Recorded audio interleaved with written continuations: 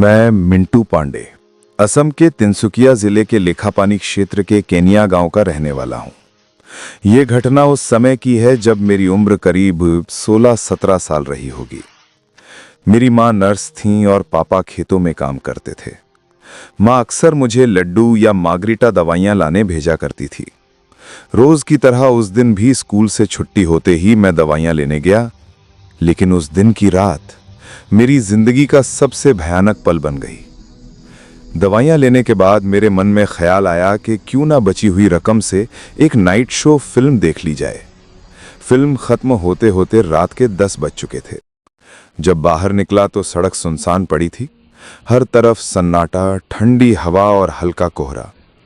मेरे दिल की धड़कनें तेज हो गईं। थोड़ी देर बाद एक पुरानी सी बस मिली। मैं उसमें चढ़ गया। 1 घंटे बाद अपने स्टॉप पर उतरा। अब घर तक जाने के लिए एक पुराना बांस का पुल पार करना था, जिसके नीचे तेज बहती नदी और चारों तरफ घना जंगल। उस पुल से गांव के लोग दिन में तो निकलते थे, मगर रात को वहां का नाम लेना भी अशुभ माना जाता था।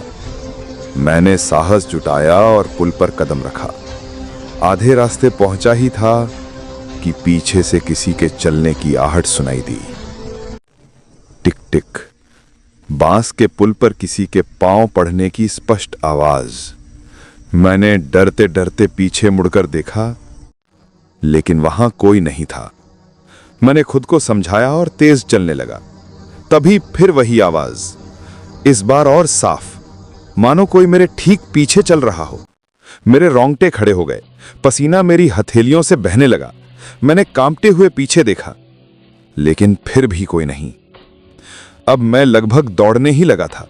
जैसे ही पुल पार करने वाला था, अचानक सामने धुंध से एक भयानक सा साया उभरा।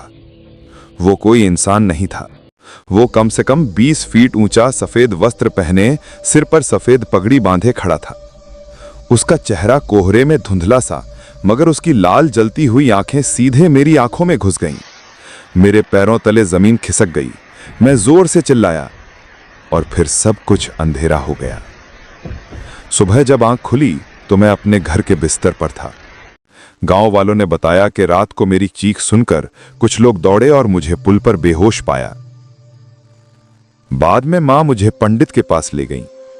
पंडित ने कहा, बेटा, तू भाग्यशाली है। कल रात जिससे तेरी मुठभेड़ हुई वो कोई साधारण आत्मा नहीं थी। वो खुद ब्रह्मदेव का प्रकोप रूप था। जिसे वो पसंद न करें, वो कभी घर तक लौट कर नहीं आ पाता। ऐसी सच्ची और डरावनी कहानी के लिए लाइक और सब्सक्राइब करें, और अगर आपके पास भी कोई कहानी हो तो कमेंट करें।